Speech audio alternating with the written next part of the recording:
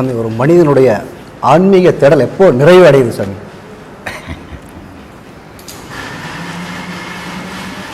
எப்போ அது ஆரம்பமாச்சோ அது அப்போவே நிறைவடைஞ்சது. ஆன்மீக தேடல்ன்றது ஒரு மனிதனுக்குள்ளோ எப்போ உருவாச்சோ அது அப்போவே முடிவடைஞ்சது. சரி, ஏன் அப்படி சொல்கிறேன் அப்படின்னா, மனிதனுடைய பிறப்பு எப்படி பிறந்த உடனே அவன் என்ன தேடுறான்னு நான் சொல்லியிருக்கிறேன். தாயை தேடுறான். அவன் ஒரு மனிதன் பூமியில் பிறந்த உடனே அவன் கண்ணால் முதல்ல கண்டது மண், தாய் கூட கிடையாது. எல்லோரும் சொல்லுவாங்க தாய் தான் முதல்ல பார்த்து, மண்ணை தான் பார்ப்பான். ஏன்னா அந்த குழந்தை கவுந்து பிறக்கிற குழந்தை அதனுடைய காட்சி முதல்ல பூமி தான் தெரியும். சரி, கடைசியில் மனிதனுக்கு என்ன தெரியும்? பூமி தான் தெரியும். அப்போது ஆரம்பத்தில் எதை கண்டானோ முடிவுலையும் அதையே காண்றான் இல்லையா? அப்போது முதல்ல அவன் கண்ட உடனே முடிவும் தெரிஞ்சு போச்சு அவனுக்கு. அதே மாதிரி அவன் பிறந்த பிறகு மண்ணை கண்டு அப்புறம் தாயை காண்றான், அப்புறம் தகப்பனை காண்றான், அப்புறம் கல்வியை தேடுறான், அப்புறம் ஒரு தொழிலை தேடுறான், அப்புறம் ஒரு மனைவி மக்களை தேடுறான். இது வரைக்கும் அவனுக்கு கடவுள் தெரியாதே பயணம் பண்ணிக்கிறான். மனைவி மக்கள் கதை முடிஞ்ச உடனே அவன் நொந்து நூலாகும்போது, பல துன்பங்கள் அவனை சூழும்போது கடவுளை தேட ஆரம்பிக்கிறான். கடவுளை தேடும்போது பெருவாரி இன்னிய மனிதர்கள் எப்படி இருக்கிறாங்கன்னா, இப்போ வேணாங்க நான் குடும்பம்லாம் எல்லாம் செடி பண்ணிவிட்டு கடைசியில் நான் கடவுளை பார்த்துக்கிறேங்கன்னா நீ பார்க்கவே முடியாமல் போயிடுவேன். கடவுள்ன்றது நீ பிறந்த உடனே உன் கூடவே கடவுளும் பிறந்திருக்கிறார், அதை நீ உணர்றதில்லை. கடவுள் பிறக்கிறதில்லைன்னா நீ உயிரோடு இந்த உலகத்தில் உலகவே முடியாது. ஆனால் உனக்குள்ளே இருக்கிற கடவுளை நீ அறியாமையே வாழ்ந்துனுக்கிற, அது கூட உறவு கொள்ளாமையே வாழ்ந்துனுக்கிற, வெளி உலக உறவே கொண்டுனுக்கிற. காரணம் உள்முகமாக உனக்கு பார்க்க தெரியல.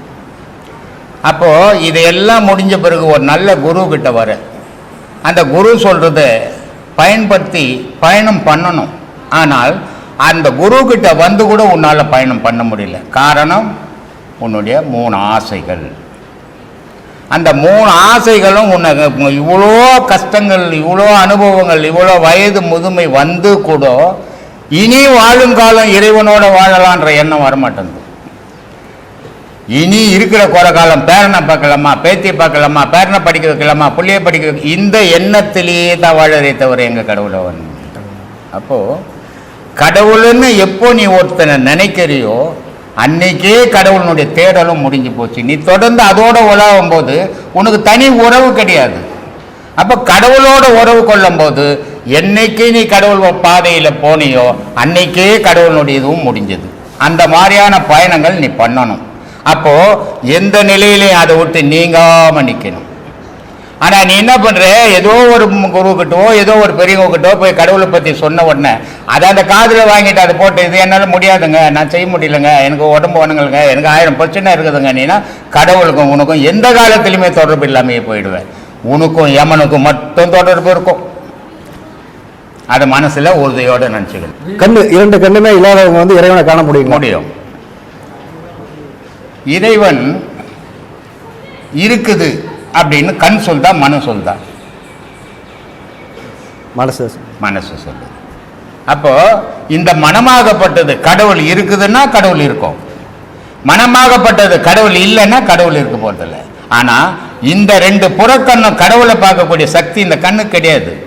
ஒரு சாதாரண ஒரு மின்னல் வந்ததுன்னு வச்சுங்க வானத்திலிருந்து, அதை உத்து பார்த்தீங்கன்னா உன் கண்ணு போயிடும்.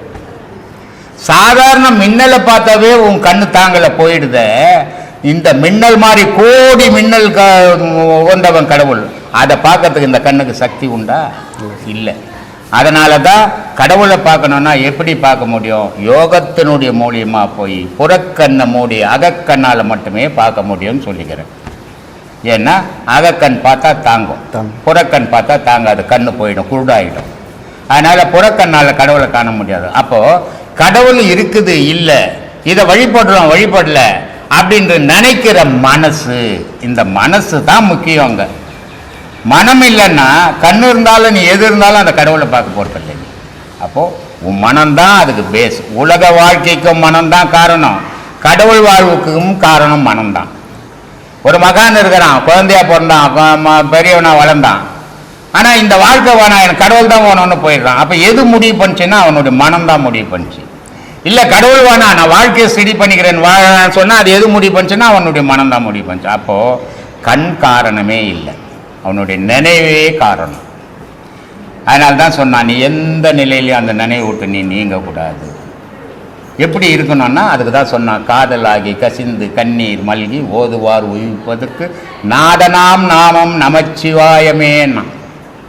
அந்த வார்த்தையிலேருந்து நீ எந்த நேரமும் விலகக்கூடாதுடா. விலகாமல் இருந்த எனக்கு இறைவன் உன்னோட உறவு கொள்வான். நீ அதை விட்டு விலகினா இறைவன் தூரம் போயிடுவான்டான்ட்டான். அதனால் கண்ணு காரணமே இல்லை. என்கிட்ட கூட வந்தாங்க அந்த மாதிரி ஒரு 2 கண் இல்லாதவங்க ஒரு மாதம் வந்தாங்க பாருங்க. அந்த மாதிரி கூட என்ன சொன்னேன், ஒரே ஒரு உபதேசம் வாங்கிக்கோ, உன்னுடைய உயிரையே நீ நனி, அதான் கடவுள், கண்ணு கடவுள் இல்லை.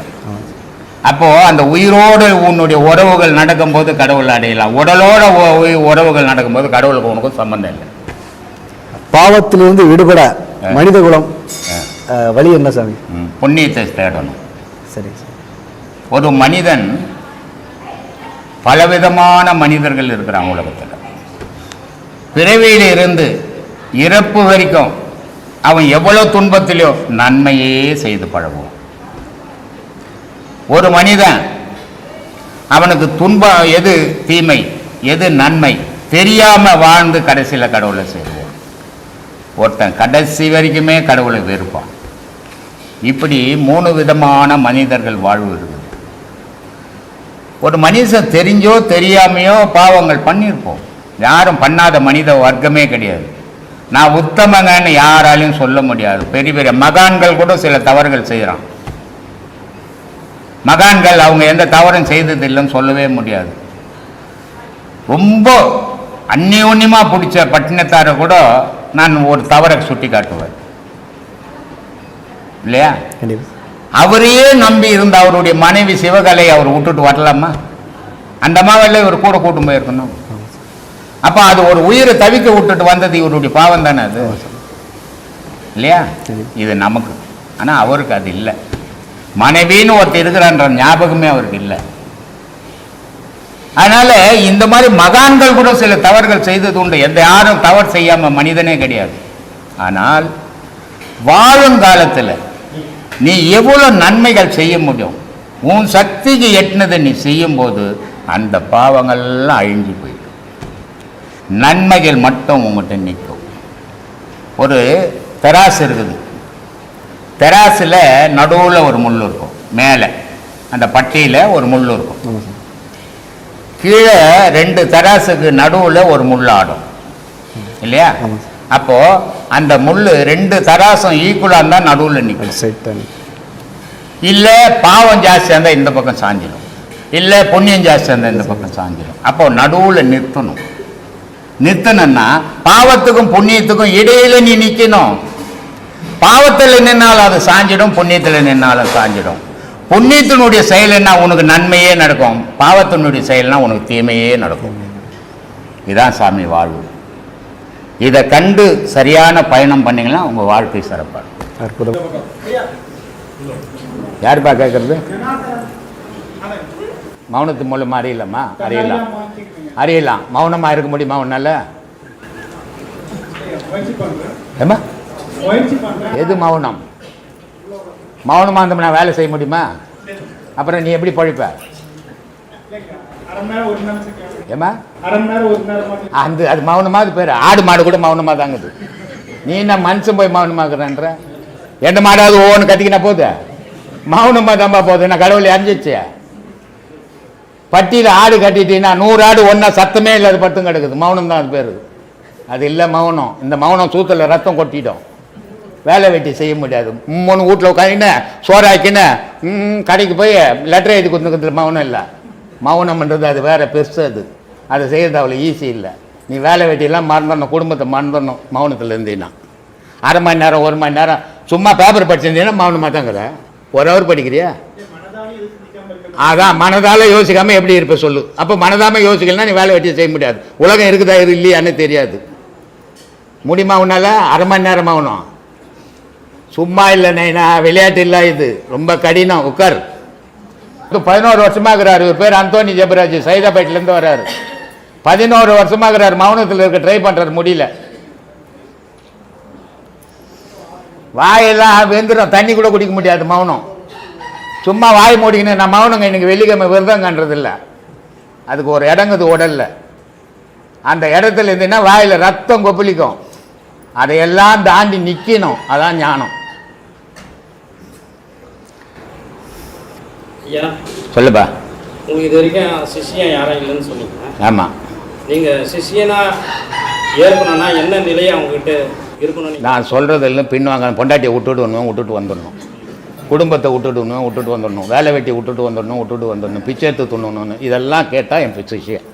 யாருன்னா கேட்பா, நான் சொல்லு. சரி, ஒருத்தன் கூட கேட்கல. ஒரு சிஷியை குருவை எப்படி ஏற்றுக்கணும்? குரு சொல்கிற வழிபடி நடந்தான்னா உண்மையான சிஷியன். சரி, குரு சொன்னது சொல்லின்னு பாரு. அந்த ஆளுக்கு வேலையில் வயசாகி போய் நமக்கு எல்லாம் இருக்குது, இதெல்லாம் வச்சுன்னு போனால் அவன் சிஷியனுக்கு சும்மா சொல்லின்னு பார்த்து. இப்போ என்ன கூட ரோட்லாம் குரு வணக்கம் குருவே என்னவான், சாமியே வணக்கம்னுவான். நான் சாமியும் இல்லை குருவும் இல்லை, நான் சாதாரண ஆசாமி. அப்படி தான் நான் நினச்சி போகிறது. ஐயா இப்போ நீங்களும் இப்போ சிஷியனா ஏற்றுக்கிற நிலை இல்லை நீங்கள் சொல்கிற இதுக்கு. ஆமாம். நானும் உங்களை குருவா ஏற்றுக்கிறதுக்கு முடியாது. நான் இப்போ மானசீக குருவா உங்களை நான் ஏற்றுனேன். அது நிறைய சொல்லிக்கினே இருக்கலாம். கடவுளை கூட நான் மானசீக கடவுளாகிறேங்க. ஒரு 100 வருஷத்துக்கு முன்னே ஒரு மகான் இறந்துட்டு போயிருப்பார். அவரை இவன் சொல்லுவான், நான் மானசீக குருவா ஏற்றுக்கணுங்க. என்ன மானிசம்? அவன் சொன்னதை கேட்கணும். அவன் தான் சிஷியன். மானிச குருன்னா மானிசம் இல்லாத குருன்னாக்குது. சும்மா நீ நம்மளா ஒரு பிரமை. அவர் எனக்கு குருங்க, அவருக்கு சொற்படி நான் கேட்பேங்க, அவர் வழியை நான் பின்பற்றுங்க, இதெல்லாம் சொல்லிக்கலாம். இதான் மானிச குரு. ஆனால் அவர் என்ன சொன்னார்? எப்படி குருன்னா என்ன அர்த்தம்? குருன்னா தேடல். அது உன் மனகுரு, அது மனகுரு. ஆனா உண்மையான குரு சொல்றத ஒரு சீடனால நிற்க முடியாது இந்த காலத்தில். நேற்று கூட ஒரு விஷயம் கேட்டார். கௌதம புத்தர் பெரிய மக்கான். அவர் சீடர்களே விஷம் வச்சு கொண்டாங்க. எப்படி சீடர்னு சொல்றது? அவ்வளோ பெரிய மகான் சொல்லுங்க, கொல்ல முடியுமா? இல்லை, அவ்வளோ பெரிய மகானுக்கு சீடருங்க கொல்ல போறாங்கன்னு தெரியாதா? சொல்லு. அப்புறம் எப்படி சீடன்? எல்லாம் சீடன் தான், பேர் என்னமோ சீடன் தான். ஆனால் செய்தானே. முந்தா நாள் கூட ஒரு அம்மா எங்கேருந்து பாண்டிச்சேரியிலேருந்து எங்கேருந்து ஒரு ஃபோன் பண்ணாங்க. ஏதோ ஒரு இதில் இருந்தாங்க, கேரளாவிலேருந்து. அவங்க இருந்த ஆசிரமத்தில் அந்த குருவை சீடன் அதுக்கு அர்த்தப்படியாக ஒரு கொண்டு போட்டாராம். இவெல்லாம் சீடன் தானே இவ்வளோ நாள் சொல்லியிருந்தான். சீடன் எப்படி ஒத்துக்கிறது? அதனால் பேசுறதெல்லாம் வேற, கடைப்பிடிக்கிறது கடைக்கு அது வைராக்கியத்தோடு நிற்கிறது வேற. அது சாத்தியம் இல்லாது, இந்த காலகட்டத்துக்கு சாத்தியம் இல்லை. ஒரு சிஷியனுக்கு தெரியப்படுத்துறது ஒரு குரு தெரியப்படுத்தினா எல்லாரும் நீங்கள் பிறந்ததுலேருந்து ஒவ்வொருத்தரும் ஒவ்வொன்றே தெரியப்படுத்திக்கிட்டாங்கிறாங்க. உன் தாய் ஒன்று தெரியப்படுத்தினா, உன் தகப்பன் ஒன்று தெரியப்படுத்தினா, நீ படிக்க போன இடத்துல ஒன்று தெரியப்படுத்தினா, நீ பழகின நண்பர்கள் ஒன்று தெரியப்படுத்தினா, இப்படி ஒவ்வொரு காலகட்டத்திலையும் ஒவ்வொருத்தரும் தெரியப்படுத்திக்கிட்டாங்கிறாங்க. ஆனால் 1000 பேர் உங்களுக்கு எதை தெரியப்படுத்தினாலும் உங்கள் மனம் எதை ஏற்குதோ அதை மட்டும்தான் நீங்கள் எடுப்பீங்க. தெரியப்படுத்த இவங்கெல்லாம் பெரியவங்க, இவங்கெல்லாம் தெரியப்படுத்த நம்ம எடுத்துக்கணும்னு யாரும் எடுத்துக்க மாட்டோம். உங்கள் மனசுக்கு ஒரு சொல்கிற சரி எனக்கு பிடிக்குது எடுத்துக்கிறேன். அந்த அளவுக்கு வேற இல்லையா அந்த சொல்லுவாங்க. அப்படி தான் போகும் உலகம். இதுதான் மனசுனுடைய செயல்பாடு. நீங்கள் இதுக்கு முன்னாடி நான் ஒரு கேள்வி கேட்டேன், அதுக்கு நீங்கள் பதில் சொன்னீங்க. அந்த பதில் நான் சாப்பிட்றதுக்கு முன்னாடி அந்த பதிலுக்கு நான் விடை ஆராய்ஞ்சேன். அதுக்கப்புறம் நீங்கள் சொன்ன ஒரு பதிலில் எனக்கு விடை கிடச்சிச்சு. அது நீங்கள் அனுமதி கொடுத்தீங்கன்னா நான் சொல்கிறேன். சொல்லுங்க. இப்போ நான் கேட்டேன், மறுபிறவி வேணாம் என்னட்டு ஏன் மகான்கள்லாம் சொல்கிறாங்க? இது படைப்பில் அற்புதமானது தானே மனித பிறப்பு அப்படின்னு சொன்னதுக்கு ஐயா என்ன சொன்னார்னா, அவங்க நிலைக்கு அது சரி, உன் நிலைக்கு நீ சொல்கிறது சரின்னு சொன்னார். ஆனால் அவர் இதுதான் நான் மானசீகமாக அவரை குருவாக ஏற்றுக்கணும். என்னடா இப்படி பதில் சொல்லிட்டாரேன்னு சாப்பிட்றதுக்கு முன்னாடி வரைக்கும் நான் யோசித்தேன். அப்புறம் சாப்பிட்டு நானே அவர் என்ன சொன்னார், அவர் கேள்வி நான் நீ நினைக்கிறது உனக்கு சரின்னு சொன்னார். அப்போ நம்ம என்ன நினைக்கணுன்றது இவர் மானசீகமாக எனக்கு குருவாக சொல்லியிருக்காரு. அது மாதிரி சொல்ல அதுதான் இது இப்போ நான் இந்த மீடியாவில் பேசுகிறேன். முந்தா நாள் ஒரு அம்மா சிங்கப்பூர்லேருந்து எனக்கு கால் பண்ணுறாங்க. அவங்க நிறைய இந்த மாதிரி அன்னதானத்துக்கு இதுக்கு டொனேஷன் பண்ணுறாங்க. அந்த அம்மா என்ன ஃபோன் பண்ணுறாங்க எனக்கு, இது வரைக்கும் எனக்கு ஃபோன் பண்ணுறது ஃபஸ்ட் டைம் ஃபோன் பண்ணுறாங்க. சாமி, எத்தனையோ ஆன்மீகம் நெட்டில் வருது, ஆனால் இந்த மாதிரி தெளிவான ஆன்மீகம் யாருமே சொல்லலை. நீங்கள் பேசுகிறது எனக்கு ரொம்ப பிடிச்சிருக்குது, எவ்வளோ பேர் சாப்பிடுவாங்க, இவ்வளோ பேர் செலவாகுமா, உடனே நேற்று காலையில் 30,000 ரூபாய் அனுப்பிச்சுக்கிறாங்க. யாருன்னு எனக்கு தெரியாது. அதே நேரத்தில் ஒருத்தர் ஃபோன் பண்ணுறாரு, என்னங்க நான் உங்ககிட்ட உங்கள் தோட்டத்தை பார்த்து எவ்வளோ எதிர்பார்த்துங்க, நீங்கள் ஒன்றுமே விஷயம் இல்லைங்கன்னு. எனக்கு தெரிஞ்ச தம்ப சொல்ல முடியும்ட்டு. ஏன்னா நான் பேசுகிறதே ஒருத்தனுக்கு பிடிக்கும், நான் பேசுகிறதே ஒருத்தனுக்கு பிடிக்காது. ஒருத்தன் நான் பேசுறதை ஏற்றுப்பான், ஒருத்தன் ஏற்றுக்க மாட்டான். எல்லாரும் ஏற்றுக்கணும்னு நான் விரும்பக்கூடாது, யாருமே ஏற்றுக்க மாட்டான்னு நான் அவநம்பிக்கப்படக்கூடாது. இதுதான் உலகம். அதனால் அது இல்லை கிடைக்கும். அது உங்களுக்குள்ளே உங்கள் மனத்துக்குள்ளே கேள்வி கேட்கும்போது எப்பவுமே இந்த பாதையினுடைய நிலையே என்ன தெரியுமா, இந்த பாதையில் வர்றதுக்கு முன்னே மனுஷனுக்கு பல சந்தேகங்கள் மனசுக்குள்ளே வர்றது இயற்கை. இந்த சந்தேகங்களை ஒருத்தர்கிட்ட கேட்டால் தெரியுமா, இவரை கேட்டு பார்க்கலாமா, அப்போ அவர் தெரியலன்றார், இன்னொருத்தரை கேட்டு பார்க்கலாம், இப்படியே தேடும், எங்கேயாவது ஒரு இடத்துல கிடைக்கும். ஏன்னா மனுஷனுடைய மனசில் ஒரு கேள்வி எழுந்ததுன்னா இன்னொருடைய மனுஷனுடைய மனசில் அதுக்கு பதில் எழுந்திருக்கும். ஆனால் அந்த மனுஷன் யாருன்னு தெரியாமல் இருக்கும். இதை தேடிக்கினே போகும்போது ஒரு இடத்துல கிடைச்சிடும். அவன் இவ்வளோ பேரை தேடிக்கினே போன உடனே அந்த விடை எங்கே கிடைச்சதோ அங்கே ஸ்டாப் ஆகிடுவான், நின்றுடுவான். ஏன்னா அவன் தேடினது கிடைச்சி போச்சு, அதுக்கப்புறம் அவன் தேட வேண்டிய அவசியம் கிடையாது. ஆனால் கடைசி வரைக்கும் சில பேருக்கு விடையே கிடைக்காம தேடினப்பான். ஏன்னா அந்த கேள்விக்கு விடையே இருக்காத கேள்வியை கேட்டுன்னு தெரியுவான். ஒரு கேள்வின்ற விடை இருக்கணும், ஆனால் விடையே இல்லாத கேள்வி கேட்டுருந்தீங்கன்னா அவனுக்கு கடைசி வரைக்கும் வாழ்நாளில் விடையே கிடைக்காது, அவனுக்கு எங்கேயுமே பதில் கிடைக்காது, அவனுக்குள்ளவே வாங்கிடுவான். இப்படி சில விஷயங்கள் இந்த உலகம்ன்றது. ஏன்னா இப்போ ஒரு தாய் வயிற்றில் ஒரே தாய் ஒரே தகப்பன், 2 பிள்ளைங்க பிறகுது. அப்போது ஒரு தாய் விந்தில் ஒரு தகப்பனுடைய விந்தில் பிறந்த குழந்தை ஒரே மாதிரி தாய் மாதிரியே இருக்கணும், தகப்பன் மாதிரியே இருக்கணும். தாய் குணமே இருக்கணும், தகப்பன் குணமே இருக்கணும். 2க்கும் 2 பிள்ளையும் ஒரு தாய் வயிற்றில் பிறந்த புள்ள 2க்கும் ஒரே குணம் இருக்கணும். ஆனால் 2 புள்ளியில் ஒரு புள்ளையும் கத்தி எடுத்து வெட்டிக்கிறான். ஏன்? ஒரு தாய் வயிற்றில் பிறந்த புள்ளியை இந்த மன வேற்றுமை வரலாமா? ஏன் வந்தது? அவன் உடல் அமைப்புக்கு ஏற்ற மாதிரி அவனுக்கு எண்ணங்கள் தோன்றுச்சு, இவன் உடல் அமைப்புக்கு ஏற்ற மாதிரி இவனுங்களுடைய எண்ணங்கள் தோன்றுச்சு, அவனுடைய பார்வைக்கு ஏற்ற மாதிரி அவனுக்கு விடை கிடைச்சது, இவனுடைய பார்வைக்கு ஏற்ற மாதிரி இவனுக்கு விடை கிடைச்சது. அப்போது 2 சில நேரத்தில் ஒத்து போகுது, சில நேரத்தில் எதிர்த்து நிற்குது. ஒரு தாய் வயிற்று பிள்ளைங்க தான். ஒரு தாய் வயிற்று புள்ளிக்கே இவ்வளோ வேற்றுமை இருக்குதுன்னா வேறு வேறு தாய் வயிற்றுல வேறு வேறு தகப்பனுக்கு போந்தவனுக்கு எவ்வளோ வேற்றுமை இருக்கும். அதனால் எல்லாரும் ஒரே மாதிரி இருப்பாங்க, நம்ம நம்பவே கூடாது. நம்பினா நம்மளை விட முட்டாள் யாரும் இருக்க மாட்டாங்க. அதனால் நான் நம்புறதே கிடையாது. நேற்று ஒரு அம்மா தூக்கு போட்டு செத்துட்டாங்க நம்ம வீட்டாண்ட, நான் இங்கே இருந்தேன். அந்த அம்மாவுக்கு 2 பிள்ளைங்க, நிறைய சொத்து இருக்குது, கார்பரேஷனில் அவங்க வீட்டுக்கார வேலை செய்தார். காலையில் வட்டி, ஸ்பீட் வட்டி, வார வட்டி, மாத வட்டி, இப்படி பல வட்டிங்களை கொடுத்து சேர்த்து வச்சுக்கிறாங்க. போதாதா சாப்பிட? பிள்ளைங்கள்லாம் சம்பாதிக்கிறாங்க, போதும்ல. தன்னை மேலே போய் கேஸு போட்டாங்க, கேஸு தோத்துச்சு. நேற்று காலையில் தற்கொலை பண்ணிக்கினாங்க. இது எதை சம்மந்தப்பட்டு சொல்கிறீங்க சொல்லுங்கள்? இதுக்கு எது காரணம்? எல்லா வசதிக்குது, இதுதானே மனுஷங்கிட்ட இருக்குது. இதனால தானே அழிவு வருது. இதை தான் திருத்திக்குங்கன்றேன், இதை தான் சொல்லிக்கிறேன். இவர் சொன்னார் தெரியுமா, காலையில் நான் நிம்மதியாக இருக்கிறேன்னு. அந்த வார்த்தை வரணும். 1000 ரூபாய் சம்பாதிச்சேன், நான் நல்லா இருக்கிறேங்க, போதுங்க எனக்கு 5000 ரூபாய் வந்து போதுங்க, எனக்கு 5000 ரூபாய் வந்துங்க. 5000 ரூபாய் வரும்போது 50000 ரூபாய் போதா, 5000 ரூபாய் பத்தாது, 50000 ரூபாய் ஓணும் நினச்சிட்டிங்கன்னா 1 கோடி வந்தாலும் பத்தாது. அப்போது இந்த இன்பமும் துன்பமும் எங்கே இருக்குது? வெளி உலகத்தில் தானே, இல்லை உன் மனசுக்குள்ளவே இருக்குது. அப்போ உன் மனசை சீர் பண்ணுங்கன்னு சொல்லிங்கிறேன். அதுக்கு தான் மனசை சுத்தம் பண்ணிட்டீங்கன்னாவே உங்கள் வாழ்க்கை அமைதியான வாழ்க்கையாக இருப்பீங்க.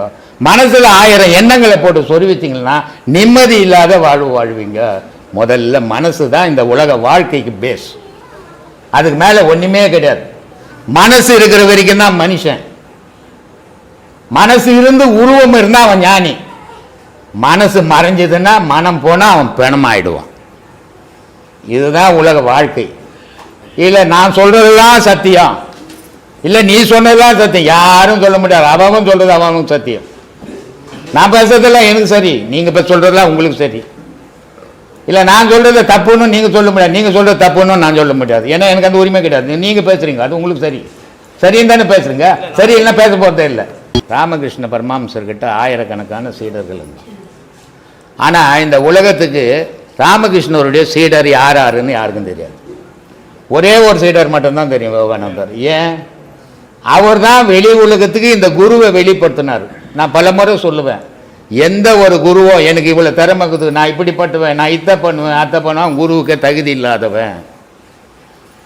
எந்த ஒரு குரு எனக்கு எதுவும் தேவையில்லை, ஒன்றும் இல்லை, பெங்களூர்லேருந்து வந்துக்கிறாரா இல்லையான்னு தெரியல. அவர் ஒரு சேர் ஒன்று செய்தார். எனக்கு போன மாதம் தான் உபதேசம் வாங்கினார். ஒரு சேர் செய்தார், அது செங்கோல் கிங்கோல்லாம் வச்சு அந்த நித்யானந்தா சார் மாதிரி பண்ணிட்டார். அதை பார்த்த உடனே நான் பயந்தே போயிட்டேன்.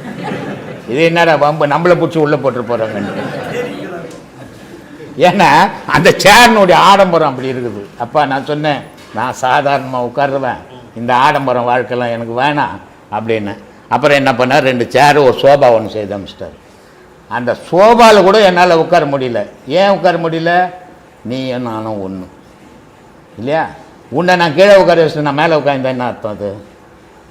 அப்போ என்னமோ நான் வானத்துலேருந்து குச்சா மாதிரியும் நீ மண்ணிலேருந்து வந்த மாதிரியும் இல்லை வருது. இந்த வேற்றுமையே விரும்புறதில்லை நான். போன மாதம் மலேசியாவிலேருந்து ஒருத்தர் வந்து உபதேசம் வாங்கினார். நான் உள்ளே இருந்த சாமி ஒரு ஃபோட்டோ எடுத்துக்கணுன்னார். எடுத்துக்கப்பான்னு. அப்போ பேசிக்கின்னு இருந்தேன் நான். அவர் அழுதுன்னுக்கிறார். நான் சொன்னேன், இங்கே வந்தால் அழுவக்கூடாது, சிரிக்கணும். சிரித்தா போதாது, சிந்திக்கணும். சிரிச்சிட்டின்னா விடை கிடைக்காது, சிரிச்சிட்டு சிந்திச்சின்னா விடை கிடைக்கும். சிந்திச்சு பாருப்பான்னு. அதுக்கு அவர் ஒரு வார்த்தை சொன்னார், சாமி ஒரு 10 பேர் சீடருங்களை வச்சுக்கினாவே அவங்க என்னென்னமோ பண்ணுறாங்க. அவரை பார்க்கணும், நான் டைம் வாங்கணும், அப்பாயின்மெண்ட் வாங்கணும், அவர்கிட்ட நேரடியாக பேச முடியாது, இப்படிலாம் சொல்கிறாங்க. இவ்வளோ பெரிய பணக்காரங்க, இவ்வளோ படித்தவங்க வந்து உங்கள் காலில் ஊறாங்க. ஆனால் எங்கள் கூடவே சாப்பிட்றீங்க, எங்கள் கூடவே படுக்கிறீங்க, எங்கள் கூடவே உட்காந்துக்கிறீங்களே, இது எப்படின்ட்டு. அப்போ நான் ஒரு வார்த்தை சொன்னேன், ஐயா உபதேசம் கொடுக்கும்போது நான் குரு, நீ சீடர். வெளியே வந்தால் நீ நானும் ஒன்று தான். உனக்குள்ளக்கிறது தான் எனக்குள்ளக்குது, எனக்குள்ளக்கிறது தான் உனக்குது, இல்லைன்னா வேற்றுமைக்குதுன்னு. இந்த மாதிரி நம்ம மனசை நம்ம சீர்படுத்திக்கணும். அப்போ தான் வேற்றுமை வராது அடுத்தவங்ககிட்ட. நான் உயர்ந்தவனா நினச்சேன்னாலும் இன்னொருத்தனை தாழ்ந்தவனா நினைப்பேன். நானும் இன்னொருத்தனை தாழ்ந்தவனா நினச்சேன்னா இன்னொருத்தன் என்ன தாழ்ந்தவனா நினைப்பான். அப்போது எனக்கு உயர்ந்தவனும் இல்லை, என்னை விட தாழ்ந்தவனும் இல்லை. எல்லாரும் சமம்னு நினச்சிட்டின்னா என்னை எவனும் தாழ்த்த மாட்டான், நான் எவனையும் தாழ்த்த மாட்டேன். அந்த மாதிரி இந்த மனப்பக்குவம் வர்றதுக்கு தான் இதெல்லாம் தேவைப்படுது. அதை தான் இவ்வளோ பேசினுக்கிறேன். 13 வருஷமாக பேசிக்கிறேன். இப்படி சொல்லுங்க. சொல்கிறான், மனுஷன் முதல்ல எப்படி வாழணும், எங்கே போனாலும் ஒரு அடக்கம் இருக்கணும், எதையும் தெரிஞ்சுக்கணுன்ற விருப்பம் இருக்கணும். ஆனால் அடக்கத்தோட நம்ம ஆன விருப்பமாக இருக்கணும், ஆணவத்தான விருப்பம் இருக்கக்கூடாது. அதனால் சொல்கிறான், அகங்காரம் உள்ளடக்கி ஐம்புலனை சுட்டறுத்து தூங்காமல் தூங்கி சுகம் பெறுவதே காலம். ஒன்று மனுஷன் தூங்கணும், இல்லை மனுஷன் மூச்சுங்கணும். 2 தானே மனுஷனுடைய நிலை. ஆனால் 5 நிலை இருக்குது. ஆனால் 5 நிலை எல்லாரும் மனுஷன்தான். ஆனால் எல்லாராலையும் கடைப்பிடிக்க முடியாது. ஜாக்கிரதான்னா மூழ்ச்சின்னு இருக்கிற நிலை. எது வந்தாலும் நமக்கு தெரியும், எது நடந்தாலும் நமக்கு தெரியும். இதுக்கு பேர் ஜாக்கிரதான்னு பேர். உறக்கான்னு ஒன்று இருக்குது, தூங்கிக்கினே இருக்குது, எது நடந்தாலும் தெரியாது, நம்மளே இருக்கிறோமா இல்லையான்னு தெரியாது. அது தூக்க நிலை. தூக்கத்திலேயே ஒரு கனவு காண்ற நிலை. தூக்கமும் இல்லை, முழிப்பும் இல்லை, அது ஒரு கனவு நிலை. அதுக்கு பேர் சொப்பனான்னு பேர். அப்போது ஒரு மனிதனுடைய வாழ்க்கையில் ஜாக்கிரதா, உறக்கா, சொப்பனா, இது சராசரி மனுஷனுடைய எல்லா மனிதர்களும் நடக்கிற தூக்கம் இது. ஆனால் இதை கடந்து ஞானிக்கு நடக்கிற தூக்கம் 2 இருக்குது, துரியம், துரியாதீதம் அப்படின்ட்டு. துரியம் என்னன்னா, நீ உட்காந்துக்கிற ஒன்று தூங்குவ, இல்லை மூச்சுன்னு இருப்ப. அவன் தூங்கவும் இல்லை மூச்சுன்னு இல்லை, 2க்கும் இடைப்பட்ட நிலையில் இருப்பான். அதுதான் தூங்காத தூக்கம். இந்த தூக்கம் எல்லாருக்கும் வருமானா? எல்லாருக்கும் வராது. அந்த பாதையில் போனவனுக்கு மட்டும்தான் வரும். அதனால் சொல்கிறான், இது எப்போ வரும் இந்த தூக்கம்னா, இந்த ஐம்புலனுடைய ஆதிக்கம் எப்போ அடங்குதோ அப்போ தாண்டா வரும்ன்றான். நான் இருக்கிறேன், நான் பார்க்குறேன், நான் கேட்குறேன், நான் பேசுகிறேன் போது வராதுடு அப்படின்றான். அதனால் சொல்கிறான், அகங்காரம் உள்ளடக்கி ஐம்புலனை சுட்டறுத்து தூங்காமல் தூங்கி சுகம் பெறுவது எக்காலம். சரி, இப்படி தூங்கினா என்ன பாருவோம்? நீங்கா சிவயோக நித்திரை கொண்டிருந்து தேங்காய் கருணை வெள்ளம் தேக்குவது எக்காலம். அது என்ன தூக்கண்டான்னா மனித தூக்கம் இல்லைடா, அது சிவ யோகண்டாதுன்றான். அந்த மாதிரியான தூக்கம். அதில் என்ன தெரியுன்னா, உலகம் தெரியாதுடா, கடவுள் தெரிய வேண்டான்.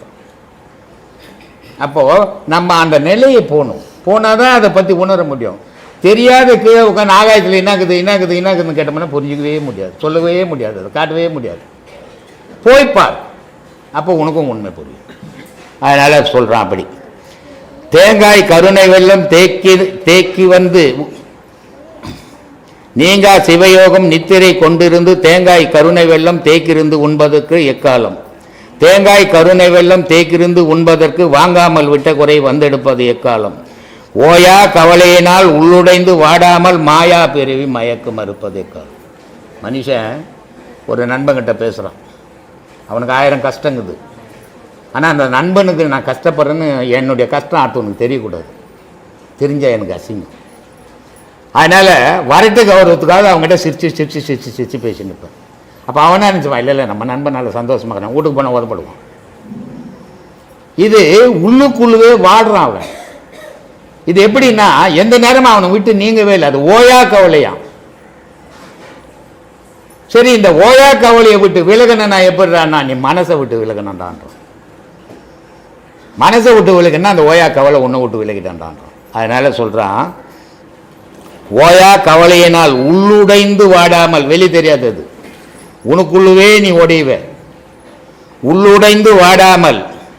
ஓயா கவலையினால் உள்ளுடைந்து வாடாமல் மாயா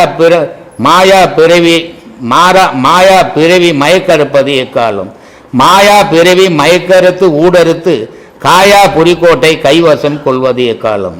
காயா புரிக்கோட்டை கைவசம் கொள்வதற்கு மாயா அனுபூதி வந்தெடுப்பது எக்காலம். இரவு பகல் அற்ற இடம் ஒரு இடம், அது காயா புரிக்கோட்டைன்னு பேர். அங்கே வெயிலும் கிடையாது, இருளும் கிடையாது, அப்படிப்பட்ட இடம். அந்த இடத்துக்கு நான் போனேன்னா என்னப்பா வேணும் அப்படின்னா, இறைவனுடைய சக்தி உனக்கு கிடைக்கணும். இவ்வளோ சிக்கல் இருக்குது இதில். இது ஏதோ பேசிட்டு நடந்து போயிடுற விஷயம் இல்லை. இது எவ்வளோ பெரிய சிரமம்னுட்டு. ஆனால் இந்த சிரமத்தை நீ உணரணும் சொன்னால் உபதேசங்கள் வாங்கி அதில் பயணம் பண்ணினா தான் அது தெரியுமே தவிர, உபதேசங்கள் வாங்காமல் இதுக்கு பயணம் பண்ணாத வாயால் உதட்டால் நாக்கால் பேசினதால ஒரு விடயம் கிடைக்காது. ஒரு மனுஷன் ஒரு கத்தியால் ஒரு வெட்டு வெட்டிட்டா, அந்த வெட்டுப்பட்ட இடத்துல ஒரு மருந்தை போட்டு ஒரு கட்டனா அது 10 நாள் ஆறி போடும். 10 வருஷத்தில் அந்த காயம் தெரியாமல் போயிடும், மறைஞ்சு போயிடும்.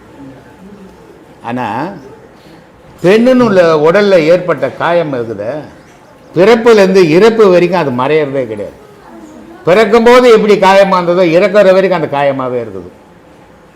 அதனால் சொல்கிறான், ஆறாத பெருமுன்னில் அழிந்து கிடவாமல் தேராத சிந்தனை தேற்றுவதே காலம்னா. பெண்ணே கதி, பொண்டாட்டியே கதி, பிள்ளையே கதி, சொத்தே கதின்னு இதிலேயே அவன் அறிவு ஆழ்ந்து சிந்திக்காம உன்னை பற்றி சிந்திச்சு நீ இறைவனோட எந்த காலத்துலடா சேர போற? இப்படி நமக்குள்ளவே நம்மளை தேடி தேடி தேடி நம்ம அசுத்தத்தில் இருக்கிறோம். சுத்தத்துக்கு வர முயற்சி பண்ணுறோம். சரி, சுத்தம் மட்டும் போதுமானா போதாது. சுத்தத்திலேருந்து அதை விட உயர்ந்தது பரிசுத்தம்னு ஒன்று இருக்குது. அந்த பரிசுத்தத்தில் போகணும். பரிசுத்தத்தில் போகும்போது கூட நீ இருப்ப. ஆனால் அந்த பரிசுத்தத்தை அழிஞ்சதுன்னு சொன்னால் நீயே இருக்க மாட்ட.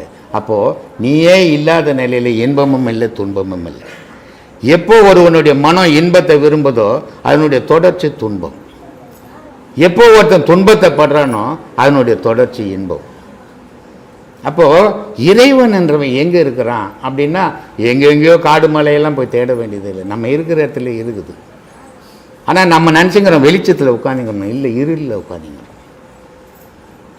இதை பட்டினத்தார் ரொம்ப அழகாக சொல்கிறாரு.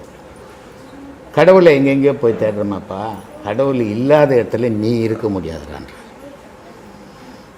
அதனால் சொல்கிறாரு, 8 திக்கும் 16 கோணமும் எங்கும் ஒன்றாய் முட்டி ததும்பி முளைத்தோங்கும் சோதியை மூடரெல்லாம் கட்டி உருட்டி தம் அக்கத்தில் வைத்தார் கருத்தில் வையார். கடவுள் என்ற விஷயத்த கட்டி சுற்றி ஊற்றி அக்கில் வச்சு திஞ்சுங்கிறானே தவிர அவன் மனசில் வச்சு தெரியலடான்றான். பட்டப்பகலை இரவென்று கூறிடும் பாதகரேன்றான். ஏன்னா நமக்கு இரவு உண்டு, பகல் உண்டு. நம்ம அஞ்ஞானத்தில் இருக்கிறோம். அதனால் இன்பம் உண்டு, துன்பம் உண்டு. இன்ப துன்பம் எப்படி இருக்குதோ இரவும் பகலும் இருக்குது. ஆனால் ஞானிக்கு இன்ப துன்பம் இல்லை, அதனால் இரவு பகல் இல்லை. அதனால் அவன் இரவை கூட பகலாகவே தெரியுது அவனுக்கு. அவனும் மனுஷன்தான், நம்மள மனுஷன்தான். ஏன்?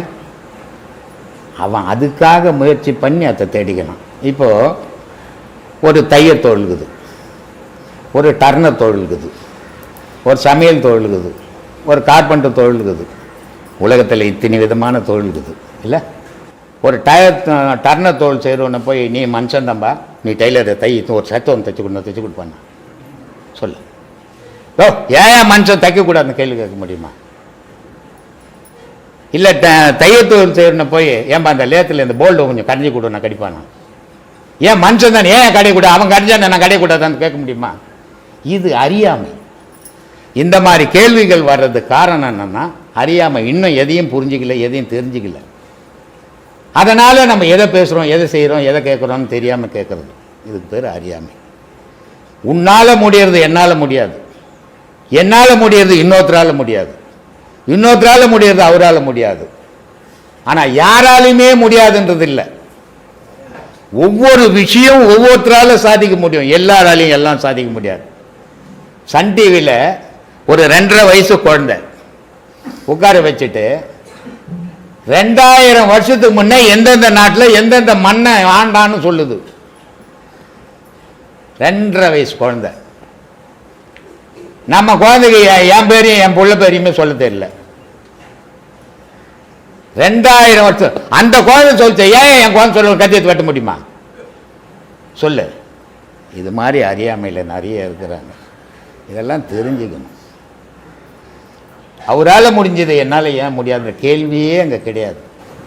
நீ பிறந்த நேரம் வேறு, உங்கள் அப்பா அம்மா வேறு, உன் எண்ணம் வேறு, உன் செயல் வேறு, எல்லாம் வேறு. அவர் அப்பா அம்மா வேறு, அவர் எண்ணம் வேறு, அவர் செயல் வேறு, அது வேறு. ரெண்டும் சேராது இல்லையா? அதனால் நமக்கு கிடைச்சது என்ன, நம்ம எதில் பயணம் பண்ணுறோம், எதை அடையணும், அந்த வைராகியத்துக்கு எது வழி, யார் சொன்னால் சரியாக இருக்கும், அது பின்பற்றணுமே தவிர